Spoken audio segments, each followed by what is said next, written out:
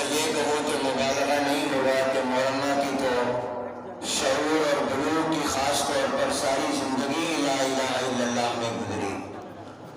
ان کی تو پہلی کلام بھی لا الہ الا اللہ، اور زندگی کے وسط اور درمیان میں بھی لا الہ الا اللہ، اور زندگی میں آخری کلام بھی لا الہ الا اللہ. پوری زندگی لا الہ الا اللہ سے تعبیر ہے. قال اللہ قال رسول پڑھتے پڑھاتے گئے ہیں. کامیاب مدرس اور عظیم عالم، اور یہ جامعہ خالد بن ولید ان کا صدقہ جاریہ. آئے تو تنہا تھے، اس جنگل میں آ کر اس مدرسے کی بنیاد رکھی. جب یہ اگر میں کہوں کہ وادی غیر ذی زرع کی طرح یہ بھی وادی ایسے ہی تھی، علمی اعتبار سے غیر ذی زرع ہی تھی، روحانی اعتبار سے غیر ذی زرع ہی تھی، اور علمی اور دینی علوم کے اعتبار سے بھی غیر ذی زرع تھی. مگر مولانا نے کس اخلاص کے ساتھ یہاں پر دینی ادارے کی بنیاد رکھی کہ یہاں سے سینکڑوں ہزاروں فیضیاب ہوئے.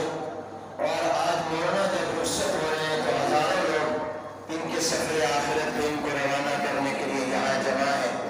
اور اس مجمع میں علماء اور اللہ والے اور مشائخ بڑی تعداد میں ہیں جو ان کی اللہ قبولیت کی نشانی ہے. اور اس سے زیادہ اور کیا بے شمار آسان ہے قبولیت کے.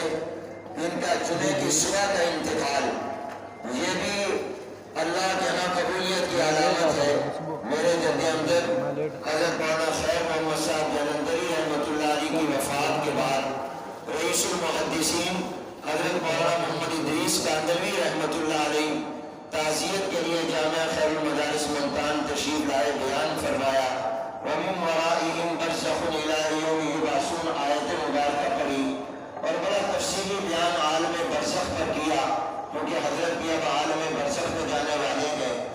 تو اس میں ایک جملہ یہ بھی فرمایا کہ یہ جو ایک حدیث کی روشنی میں کہ قبر میں جو منکر نکیر سوال کریں گے تو اس میں ایک سوال خود قائم کیا، کیا یہ سوال ہر ایک سے ہوگا؟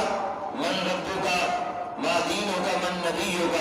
تو پھر جواب ایک حدیث کے حوالے سے ارشاد فرمایا کہ قبر میں ہر ایک سے یہ سوال ہوگا، لیکن کچھ ایسے خوش نصیب بھی ہوں گے جن سے فرشتے سوال نہیں کریں گے بلکہ کہیں گے تو جنتی ہے، تیری قبر جنت کا باغ بن رہی ہے. ان میں فرمایا تو انبیاء اور پیغمبر ہوں گے، نبیوں اور پیغمبروں سے قبر میں سوال نہیں ہوگا. دوسرا فرمایا صدیقین ہوں گے، اور صدیقین میں سب سے بڑے صدیق اکبر رضی اللہ تعالیٰ عنہ ہے. اور تیسرا فرمایا شہداء سے بھی قبر میں سوال فرشتے نہیں کریں گے. اور چوتھا فرمایا جو کسی وبا طاعون وغیرہ میں وہ فوت ہو گیا اس سے بھی سوال نہیں ہوگا. اور فرمایا کہ جو کوئی چوکیدارہ ملک کی کرتے ہوئے دفاع کرتے ہوئے کوئی مجاہد پہرا دیتے ہوئے ایمان کی حالت میں دنیا سے گیا اس سے بھی قبر میں سوال نہیں ہوگا. اور فرمایا کہ جس کی موت جمعرات کی شام، جمعرات اور جمعے کی درمیانی شب یا جمعے کے دن ہوئی اس سے بھی قبر میں سوال نہیں ہوگا. اس سے میں اس دن سے یہ دعا خاص طور پر کرتا اور دوستوں کو کہتا ہوں دعا کیا کرو اللہ ہمیں جمعے کی موت نصیب فرمائے. فرمایا جمعے کی موت جس کو آئے گی اس سے قبر میں سوال نہیں ہوگا. افسر دن میں جائے تو پھر خود سوال قائم کیا کہ جمعے کے دن تو رعایت مل گئی تو کیا ہفتے کے دن، اتوار کے دن، بعد والے دنوں میں اس سے پوچھ گچھ ہوگی؟ تو فرمایا اللہ کا معاملہ یہ ہے کہ جب وہ ایک دفعہ معاف کر دے دوبارہ نہیں پوچھتے. تو یہ تو اللہ کے نیک بندے عالم ربانی تھے، محدث تھے. وقت نہیں کہ لمبی بات کی جائے. حضرت مولانا یقیناً دنیا سے سفر اور کامیاب گئے، اسم با مسمہ ہے. اور یہ دنیا میں قبر بنا کر گئے ہیں، آخرت بنا کر گئے ہیں. خوش نصیب ہے وہ لوگ جو اپنی دنیا کو قبر اور آخرت بنانے کے لیے استعمال کر لیں. اللہ آپ کو مجھے اس کی توفیق دے. دو تین باتیں عرض کرنی ہیں. پہلی بات یہ کہ آج اس جنازے میں ہم سب جن کو حضرت مولانا مرحوم سے قلبی اور دلی تعلق ہے، ہر ایک یہ سمجھتا ہے کہ میرے ساتھ سب سے زیادہ تعلق تھا. اللہ والوں کی یہ نشانی ہوتی ہے. میرے ساتھ بھی ان کی محبت کا جو تعلق تھا اور سرہ نوازی کا تھا میں اس کو اپنی زندگی بھر کبھی نہیں بھول سکتا. अल्लाह उनको अपनी शान के मुताबिक बेहतर जवाब बदला दे। पहली दरख्वास्त पूरे मजमे से करनी है और अपने आप से भी कर रहा हूँ कि हम जामिया खालिद बिन वलीद के वफादार रहें। अगर हमें हज़रत मौलाना ज़फ़र अहमद कासिम रहमतुल्लाह अलैह से मोहब्बत सच्ची है और यकीनन है, तभी तो आप हजरात आए हैं। तो आज इस जनाजे में यह अहद करें कि हम जामिया खालिद बिन वलीद की तरक्की के लिए उसी तरह मेहनत करेंगे जिस तरह मौलाना मरहूम करते रहे। जिस खून पसीने से उन्होंने ये बाग, ये गुलशन यहाँ सजाया, हम इस गुलशन को आबाद रखने की कोशिश करेंगे और जितना हो सका अपना किरदार अदा करेंगे और इस जामिया खालिद बिन वलीद का ताउन जारी रखेंगे। इसके लिए दुआएं करेंगे, इससे अपना ताल्लुक कायम रखेंगे। दूसरी दरख्वास्त जामिया खालिद बिन वलीद के असातिज़ा से है, ख़ास तौर पर, और यहाँ के खुद्दाम और कारकुनों से है कि हज़रत मौलाना मरहूम गए हैं मगर मौलाना की यादगार बाकी है, मौलाना गए हैं मगर उनका मिशन बाकी है।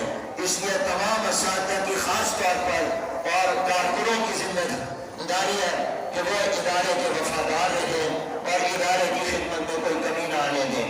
तीसरी गुजारिश हजरत के बेटों और साहबजादों से है जो हमारे भाइयों की तरह है कि वो आपस में मोहब्बत को, प्यार को, इत्तिफाक को कायम रखें और एक दूसरे के साथ ताउन करें। असातिज़ा इनसे ताउन करें, ये असातिज़ा से ताउन करें, ये असातिज़ा का ख्याल रखें, असातिज़ा और कारकुन इनका ख्याल रखें। जिस फैसले का ऐलान हमारे शेख हजरत अक़दस पीर नासिरुद्दीन खान खाकवानी साहब दामत बरकातुहुल आलिया ने किया है और यकीनन वो फैसला मशवरे के साथ जहाँ हुआ तो उस मशवरे फैसले की हम सब तायीद करते हैं और हम सब उसके मुअय्यद हैं और दुआ गो है कि अल्लाह तबारक व तआला इस फैसले में बरकत पैदा फरमाए। बड़ों ने जाना होता है, छोटों ने उनकी जगह लेनी होती है, यही अल्लाह का निज़ाम है। इसलिए मेरी दरख्वास्त होगी कि तमाम हजरात इस फैसले की तायीद भी करें और इसकी कामयाबी के लिए दुआएं भी करें। इंशाअल्लाह हम इनके खादिम हैं जामिया खालिद बिन वलीद के भी और इसी तरह यहाँ के असातिज़ा के भी और साहिबजादगान और ख़ानदान के भी। शेखुल इस्लाम हज़रत मौलाना मुफ्ती मोहम्मद तकी उस्मानी साहब दामत बरकातुहुल आलिया से भी हज़रत मौलाना मरहूम का खुसूसी ताल्लुक़ था, बल्कि हज़रत शेखुल इस्लाम ने तो हज़रत मौलाना ज़फ़र अहमद कासिम रहमतुल्लाह अलैह को इजाज़त भी दी थी खिलाफत की। हालांकि हज़रत मौलाना ज़फ़र साहब ने बाकायदा हज़रत से बैत भी नहीं की, बैत भी नहीं हुए थे, लेकिन उनका इतना इनके पर एतमाद था। और हज़रत मौलाना मुफ्ती तकी साहब दामत बरकातुहुम आसानी से किसी को खिलाफत नहीं देते, इजाज़त नहीं देते, लेकिन हज़रत मौलाना का तक़वा था और इनकी लिल्लाहियत थी कि हज़रत शेखुल इस्लाम ने हज़रत मौलाना ज़फ़र अहमद कासिम रहमतुल्लाह अलैह को अपना खलीफा भी बनाया और अपनी तरफ से बैत की इजाज़त भी इनायत फरमाई और भी बहुत सी निस्बतों के हामिल थे। हज़रत तशरीफ़ लाते मगर राब्ता न हो सका और हज़रत के कुछ मसरूफियात और कुछ हालात ऐसे थे, इसलिए मैं यहाँ उनकी तरफ से भी ताज़ियत कर रहा हूँ। विफाकुल मदारिस अल अरबिया पाकिस्तान की तरफ से भी कर रहा हूँ। हज़रत मौलाना विफाक आमला के रुकन में थे, हमारी दस्तूर कमेटी के रुकन थे और हमें बहुत ताउन का हासिल हुआ और मैं इस जनाजे में तमाम मदारिस व जामिआत से ख़ास तौर पर अपील करता हूँ और तमाम मुसलमानों से दिलों खा वो पाकिस्तान में हो या बाहर हो कि वो हज़रत मौलाना मरहूम के तरक्की दराजात के लिए अपने मदारिस व जामिआत मसाजिद में दुआओं का एहतमाम भी करें और इतिसाले सवाब का एहतमाम भी करें। अल्लाह हम सबको अपनी अपनी फ़िक्र और अपनी आखिरत और मौत की तैयारी नसीब फरमाए और हमें हमेशा इस ख़ानदान का, इस इदारे का वफादार रखे और अल्लाह ताला इस जामिया खालिद बिन वलीद को हमेशा आबाद रखे। ये अजीम सदका जारिया है जो इंशाअल्लाह क़यामत की सुबह तक जारी व सारी रहे।